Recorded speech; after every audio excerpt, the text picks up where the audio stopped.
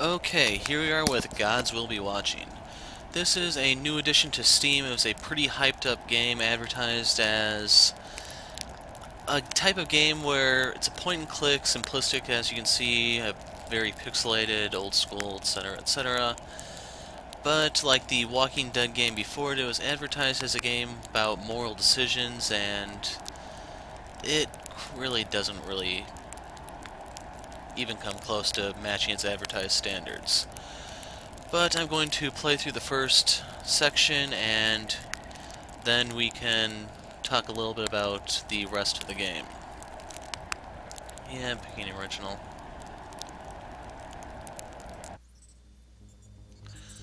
So, 1 year ago, before our guys are sitting out on a campfire exchanging stories about why they're there, etc., etc., I assume you don't really get too much context about why they're there that early in the game, other than they've been abandoned on a planet.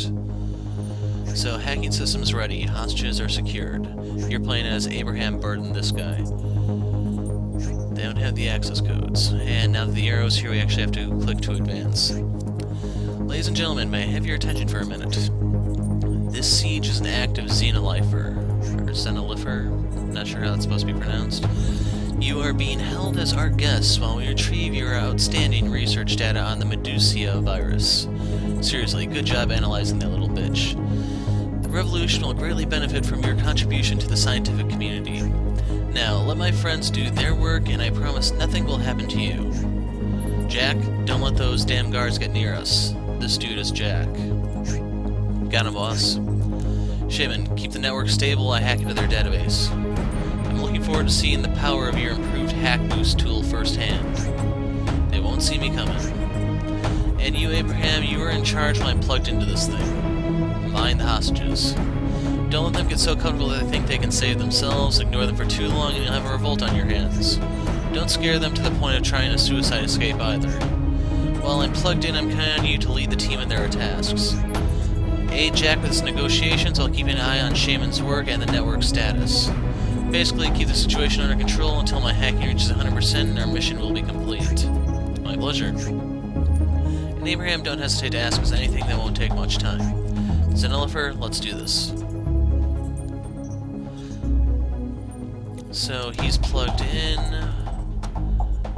Okay, now he's beginning the hack. The hack is up here. You have to fill up both bars, and it goes incrementally as you go.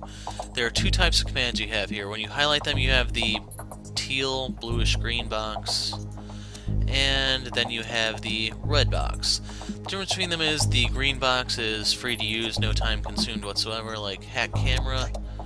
We're going to pop up the corridor. Enjoy the view. So up here we have the cops that are barreling down on us. When they get to the far left of the screen, then they're going to launch a flashbang into the room, kill us all, game over, etc., etc. In the meantime, we have to have Jack either shoot at them or release hostages to drive them back, one of the two. Meanwhile, here we have the security rating. This is how likely you are to get shut down and actually start losing your hack progress. Here we have the hack boost tool, which gives you a chunk of hacking, etc., etc., and you can see it has a 9% chance of succeeding. So, if you take a look at these percentages, I hope you understand that this is a really, really, really RNG intensive game.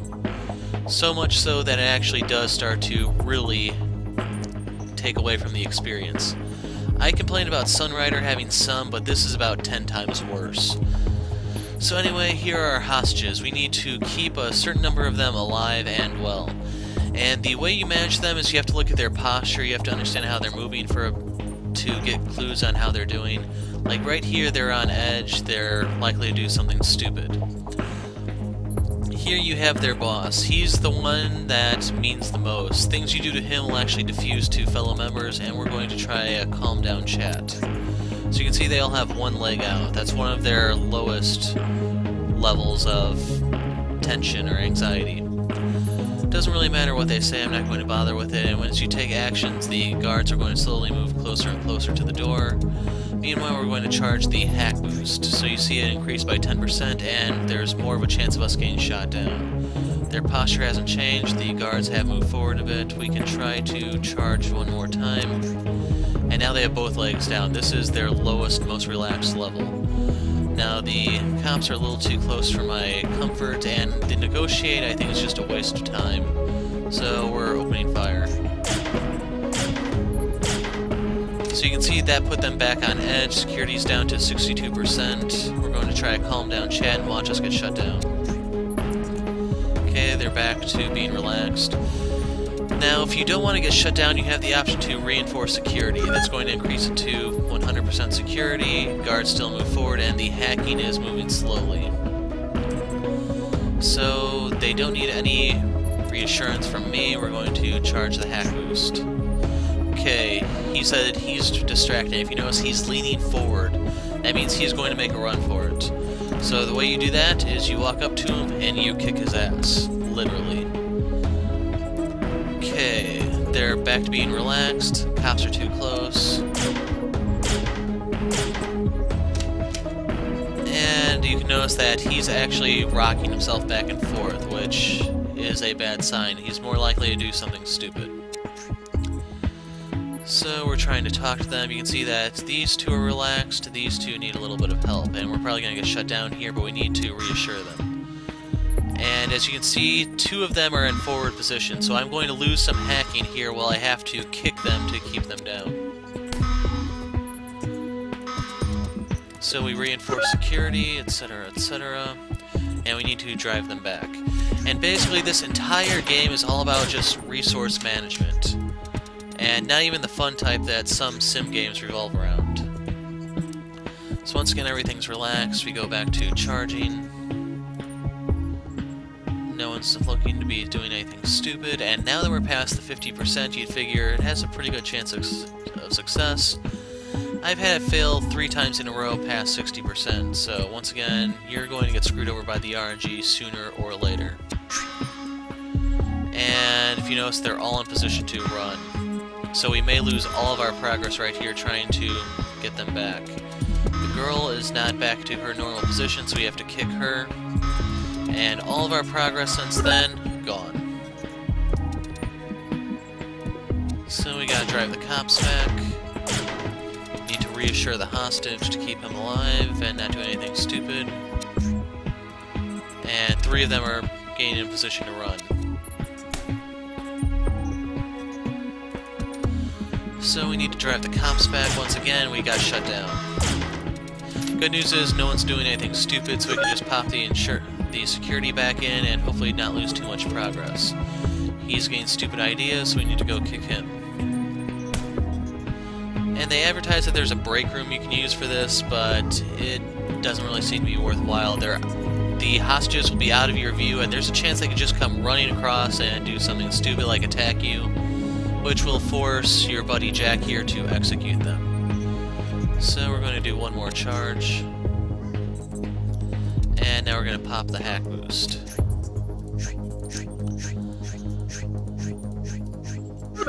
And it succeeded. If it fails, then it automatically goes into lockdown, and you have to reinforce security, prepare to...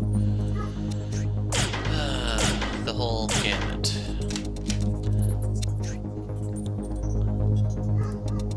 So it's at 60%, I'm just going to play it safe and reinforce right now. We're going to continue charging the hack boost. Someone's getting a stupid idea. And you do have other options. You can shout at them, you can shoot them in the leg or the head. Leg will cause them to bleed out, and eventually they can die from that. You eventually have to use the med kit here to close the wound. And you can only do that twice, otherwise you have to trade a hostage for medical supplies. Which, as you can imagine, is not ideal. And 2 of them are getting ready to run, so we're going to be losing progress here. Back to relaxed position, reinforce security. Need to put him back in check.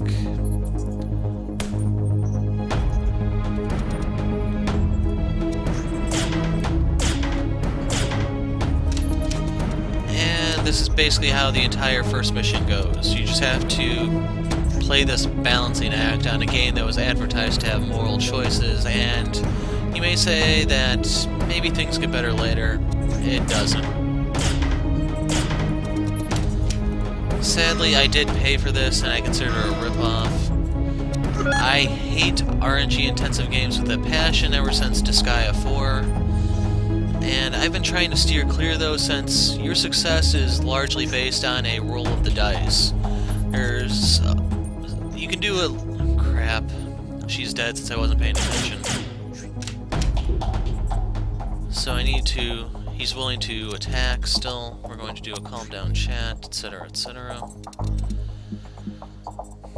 And we're going to have him open fire. But it is possible to get through this without losing any of your hostages. It's just extremely tedious. Not the type of thing that I play a game to do.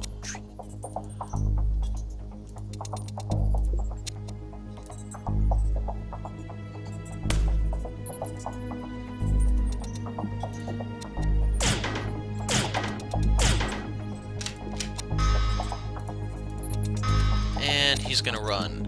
So we have to lose some progress here in order to just keep playing this balancing act.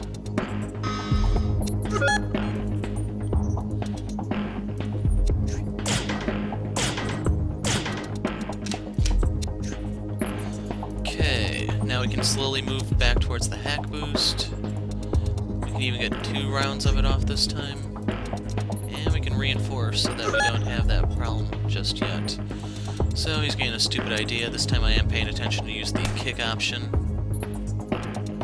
And we need to force them back.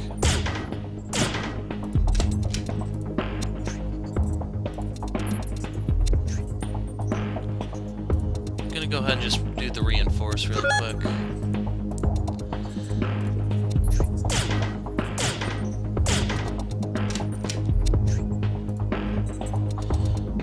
So, one more charge, and I'm going to execute hack boost here, and fail. So I lose some of the percentage that I accumulated, I lose some of the hacking, and it's just RNG for the win.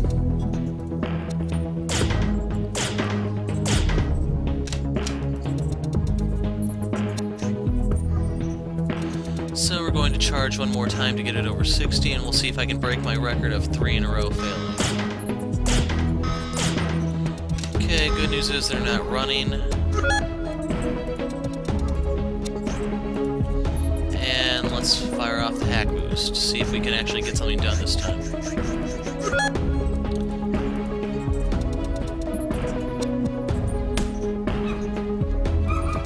And we need to calm that guy down. So we're moving on to the second bar. We're past the halfway point, which should normally be a good sign, right?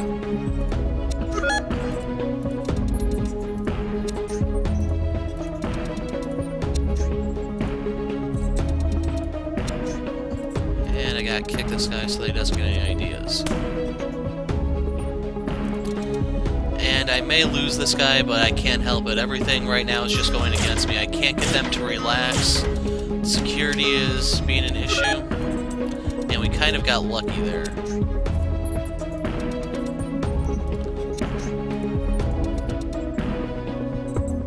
Actually, I want to use this time to force them back.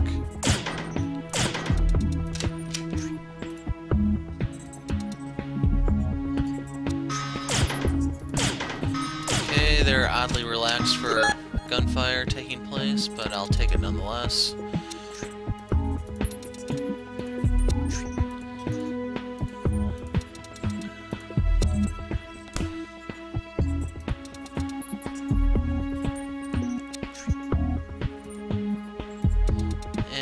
Reinforce security since I may have to open fire a little bit here.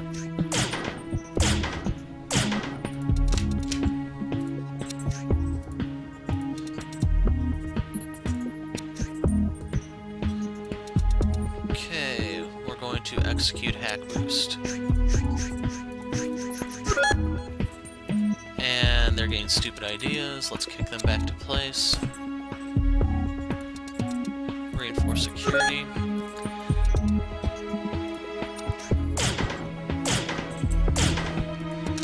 And I don't know if this game is exciting to you, but this is just an example of how it fails to live up to its promises. And we're actually almost done. So there are different achievements you can pick up by doing this different ways. By not negotiating, you get one. By keeping all the hostages alive, you get one. Not using the break room. Things along those lines. And we just gotta try to calm them down for the incoming gunfire.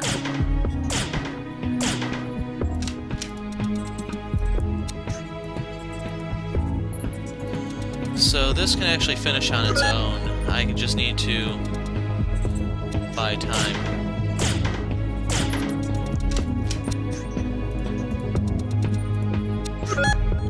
And that's the first level.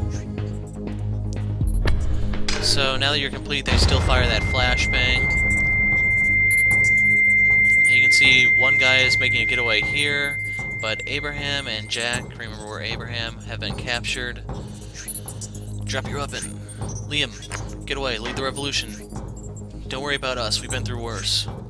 I won't let you die here, I promise. Whatever, just go. And you can see various stats. Killed one hostage. You can see how other people played. And I was considered soft, didn't have any conflict. Jack can go into a shock state if you have to kill too many hostages. He starts questioning the mission, etc., etc. Zero tried to escape, one rebelled. Didn't trade, but you can see that you can trade for network stability, medicine. I don't really think either of those are really worthwhile. And we didn't free any on our own. But I'm just putting this out here as a warning to those that are kind of interested in getting this game. If you're okay with RNG-centric games, then this is right up your alley. And I'll actually go to the start of the next level to show it off. 20 Days of Empty Words. So we're at the Xenolipher's mothership, the Matriarch, 3 days before the Space Lab data hijacking, which we were just part of in Chapter 1. So this is just a story segment. You can find out that Burden is an undercover agent trying to spy on Xenolipher, trying to find out their objective. I'm going to go slow here so that you can pause it, even though I'm not going to read it.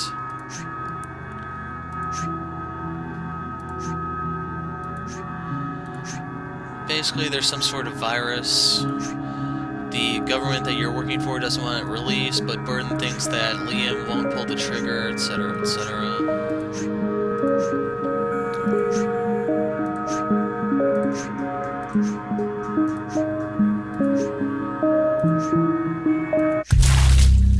And here's the second part.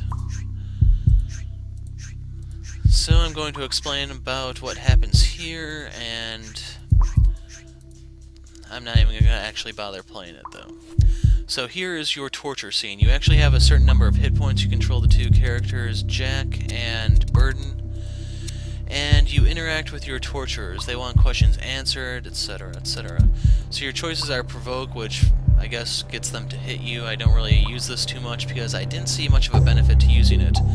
You have beg, which is a bit of a show mercy type gesture. Depending on what type of torture they're doing at the time, this may actually get you a turn of reprieve.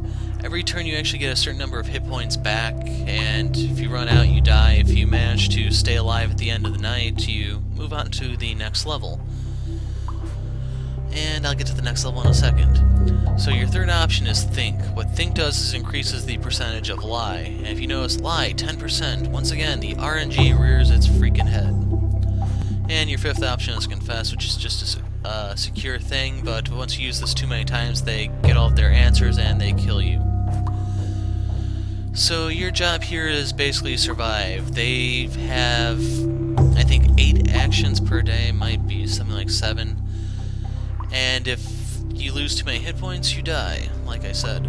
You recuperate a certain amount during the night, and Liam will eventually show up and he can bring you painkillers to endure their torture, medicine to restore your hit points, or information, which I think improves your lie chances. Now, the amount of hit points that you actually have is fixed, but the amount they take from you depends on what exactly they're doing. Like, they have a hammer they can torture you with. They have the crowbar here, which they will heat up using either a lighter or a torch and burn you with. There's a pair of pliers right here that they use to remove teeth. And if you look over here on the wall, they have a rack to basically rip you apart.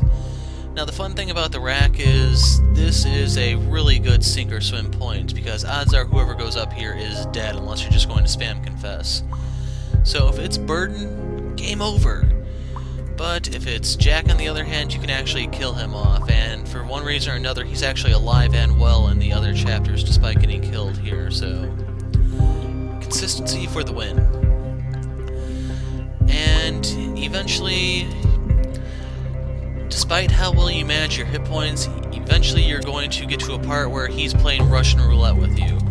And once again, if you try to stall for time, he shoots. If you fail your lie, he shoots. If you succeed in your lie, then one action passes, and basically you're just holding off death for one turn. And really, the game does just get worse from here. I was hoping to get something more along the lines of Resonance, or more of the point-and-click genre, like maybe Monkey Island or even The Cave. Instead, I got this. So once again, just to clarify things for you, if you're okay with this type of game, it's for you. But if you actually want to play something where there's more skill involved rather than your RNG and action, I'd look for something else. So this is Gods Will Be Watching in summary. I put up the first level and I'm immediately dropping it here. I'm actually not even going to bother playing the game any further at all because... oh yeah, the other thing I forgot to tell you. So you're told you have to withstand 19 or 20 days. I don't really care to play the scenario out. But the key thing is there are no checkpoints whatsoever. So once you die, you have to go all the way back to the first day and do it over again. People say that the checkpoints cheapens the whole thing, but it's just a freaking time sink at this point. And that basically summarizes why I'm not covering this game. For those that were interested in picking it up, hopefully this has shed some more information for you guys. It's up to you if you want to get it or not, but I don't think it's really worth it in its current form. This is not an early access game. It's actually supposed to be a finished project. Maybe the devs will tweak it in some way or some form, but this is where my playthrough of it ends. Anyway, I hope this has been enlightening for you guys. I'm the Hero of Light. Thanks for watching, and goodbye.